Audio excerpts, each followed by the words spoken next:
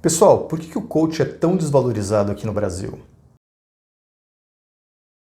Para responder essa pergunta, eu queria convidar vocês a fazer uma comparação com outras duas profissões, a de nutricionista e a de personal trainer. Então, no primeiro caso, por que uma pessoa ela contrata os serviços de um nutricionista? Primeiramente, essa pessoa tem um objetivo. Pode ser, por exemplo, diminuir os seus níveis de gordura no sangue ou baixar os seus níveis de colesterol. E para isso, essa pessoa passou por um diagnóstico, uma análise da situação atual. E a partir dessa análise se forma uma base para que ela seja comparada com os resultados que vão ser atingidos lá no futuro. A partir disso, dessa análise e dos objetivos colocados, o nutricionista ele elabora um plano. E assim, ao longo de um certo tempo, com esse acompanhamento, vai ser possível verificar se esses resultados foram atingidos ou não. No caso de um personal trainer, basicamente é a mesma coisa. Alguém chega com o objetivo, por exemplo, eu quero correr uma maratona daqui a um ano. E esse personal trainer, então, ele vai fazer uma análise da situação atual, se essa pessoa ela está numa condição de saúde que possa permitir a execução de um treino, vai elaborar esse planejamento e ao fim desse período vai se avaliar se essa pessoa conseguiu ou não o objetivo inicial, que era o de concluir uma maratona. E é claro que durante esse processo, que vai variar muito a duração de pessoa para pessoa, vão ser colocadas algumas metas durante esse processo, algumas metas parciais que vão ajudar a entender se o processo está adequado, se o ritmo de avanço está adequado ou o que precisa ser feito. Quando a gente fala de um processo de coach, é mais ou menos seguindo essa linha. Então a gente tem os objetivos do cliente, ou seja, ele quer provavelmente desenvolver algumas habilidades, e se a gente falar do coach executivo, normalmente essa pessoa quer se desenvolver nos aspectos ligados à sua atividade profissional.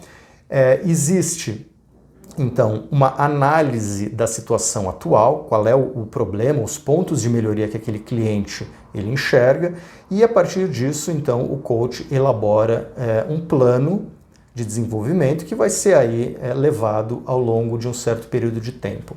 Então dessa forma a gente tem essa comparação. No caso do coach é importante salientar que muitas vezes as pessoas enxergam o coach como guru ou algum aspecto esotérico, e tem muitos coaches que se colocam dessa forma. Então o coach ele fala assim, eu vou melhorar a sua vida, a sua vida vai ser maravilhosa, você vai conquistar tudo que você sempre quis. Muito cuidado com esse tipo de abordagem, porque além de desonesta, ela não apresenta nenhuma base científica.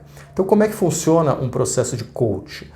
O cliente ele chega para o seu coach e fala, olha, eu quero melhorar, por exemplo, as minhas habilidades de me apresentar em público, de fazer apresentação de vendas, por exemplo.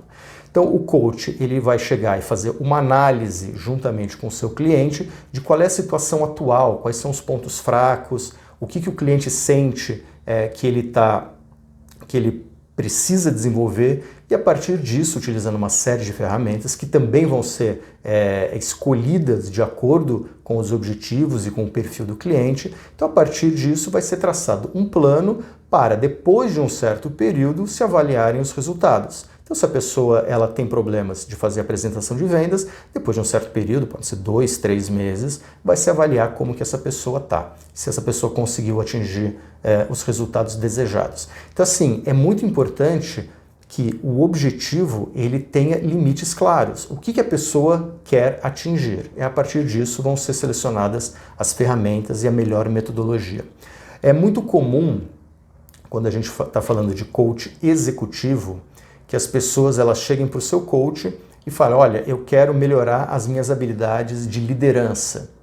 E claro, é possível fazer isso, mas a gente precisa ter um cuidado, né? Quando a gente fala de liderança, a gente está falando de uma coisa muito abrangente. Liderança envolve diversos aspectos, como a capacidade de se comunicar, a capacidade de se relacionar com outras pessoas, a capacidade de influenciar pessoas, resolução de conflitos, negociação, dar e receber feedback, ou seja, tem uma série de aspectos que fazem parte do perfil de um líder. Então é importante que, ao se elaborar um plano de desenvolvimento das habilidades de liderança, esse processo ele seja quebrado em partes menores e que cada um desses pedaços contenha esses aspectos que compõem de fato a liderança. Então é possível fazer esse processo, mas ele precisa ser quebrado em partes menores. E cada uma dessas partes menores vai ter os seus objetivos específicos, o seu plano específico e as suas metas específicas. E dessa forma você consegue avaliar se esse processo de desenvolvimento das capacidades de liderança do cliente estão sendo de fato atingidas. Então, muito cuidado quando você busca a ajuda de um coach, quando você quer contratar um coach. Então, assim, ele precisa ser capaz de colocar de forma muito clara quais são os objetivos e de que forma esses objetivos vão ser atingidos. Então, se você tomar esses cuidados, se você entrar em contato com coaches que consigam colocar de forma muito clara, de forma lógica todo esse processo, então muito provavelmente você vai estar no caminho certo aí para ter sucesso nesse seu projeto.